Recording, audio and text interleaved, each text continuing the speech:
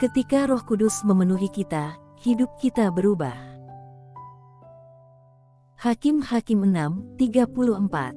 Pada waktu itu, Roh Tuhan menguasai Gideon, ditiupnyalah sangkakala, dan orang-orang Abiezer dikerahkan untuk mengikuti dia.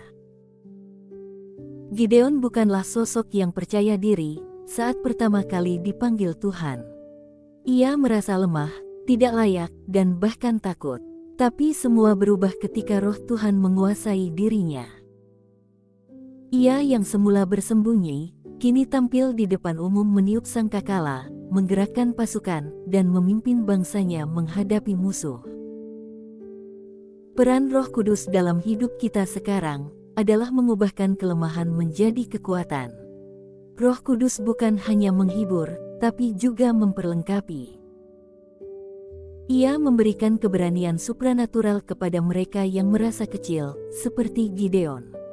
Roh Kudus juga berperan membangkitkan kepemimpinan secara ilahi. Banyak dari kita dipanggil Tuhan untuk berdampak.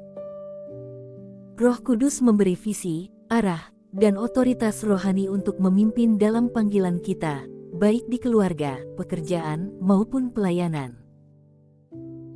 Roh Kudus menggerakkan orang lain lewat kehidupan kita. Ketika Gideon dipenuhi Roh Tuhan, responnya menginspirasi orang-orang di sekitarnya. Demikian juga ketika kita hidup dipimpin Roh Kudus, hidup kita bisa menjadi alat untuk membangkitkan semangat orang lain, memimpin perubahan, dan menyatakan kemuliaan Allah.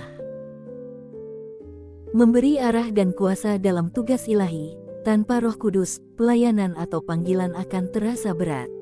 Tapi bersama Roh Tuhan, yang mustahil menjadi mungkin, dan yang takut menjadi berani.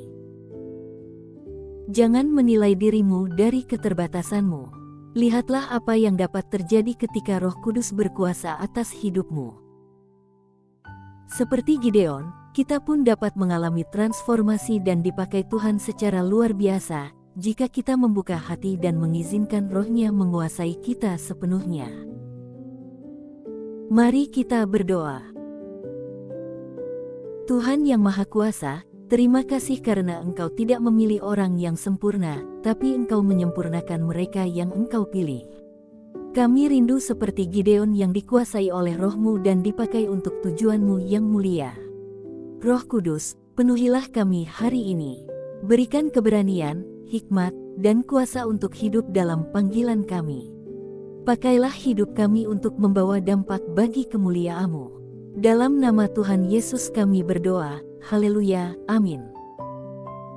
Kiranya damai sejahtera dan kasih Kristus senantiasa menyertai Anda setiap hari.